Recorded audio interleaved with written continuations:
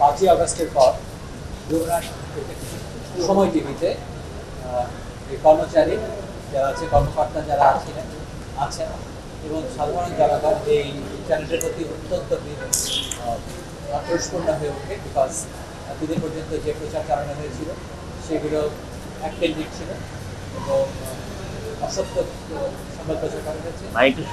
যারা কর্মরত ছিল তাদের মধ্যে অসত্য সৃষ্টি হয়েছে, কারণ তাদেরকে সম্মান করা হয়নি, তাদের বেতন দেওয়ার ঠিকমতো হয়নি, তাদেরকে যথাযথভাবে সম্মান প্রদর্শন করা হয়নি। সুতরাং এখানে যে বিরাট একটা সংঘর্ষের সম্মুখীন হয়েছিল এবং ভাঙচুরে রয়েছে।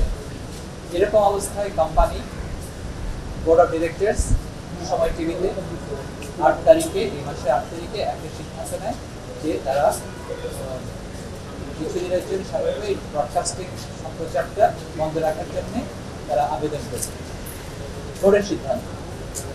এবং তারই পরিপ্রেক্ষিতে বঙ্গবন্ধু বাংলাদেশ স্যাটেলাইট বাংলাদেশ স্যাটেলাইট 1 দুপক্ষকে চিঠি দেয় এবং তার দুপক্ষেরই বক্তব্য শুনে এবং তারা কনফিউজড হয় যে এটা একটি 7 দিনের জন্য বন্ধ করা প্রয়োজন। তবে এখানে যেহেতু অলরেডি একটা কোম্পানি ম্যাটার করা হয়েছে, সেটার সিদ্ধান্ত অলরেডি ডিসিশন দেবে। আজকে 5টার মধ্যে যদি কোনো সিদ্ধান্ত না আসে তবে তারা 7 দিনের জন্য ট্রান্সমিশন বন্ধ করবে। সেটার ব্যাপারে একটা কোম্পানি ম্যাটার করা হয়েছিল।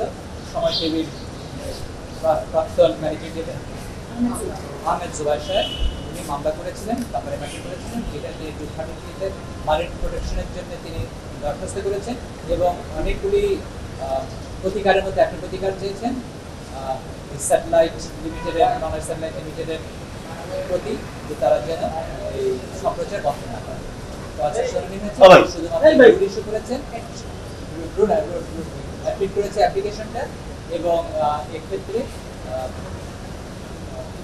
বাংলাদেশ স্যাটেলাইট লিমিটেডের যে কোনো রকমের সম্প্রচার বন্ধ বা অন্য কোনো বিষয় বিবেচনা করতে পারে। হচ্ছে কেন এটা এই প্রতিকারগুলো হচ্ছে রেজুলিউশন 10 তারিখের, এই মাসে 10 তারিখে যে রেজুলিউশন করা হচ্ছে সেটা কেন অবৈধ হবে না, কেন ট্রান্সমিশন বন্ধ করা হবে না, কেন ম্যানেজিং ডিরেক্টর তাকে কাজ করতে দেওয়া হবে না, দুবাইয়ের সঙ্গে কাজ করা যাবে না,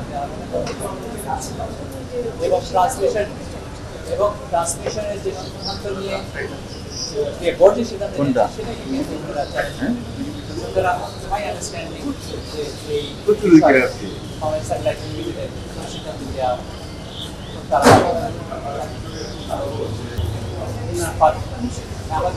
এটা হচ্ছে বোর্ডের সিদ্ধান্ত, সর্বসম্মত সিদ্ধান্তে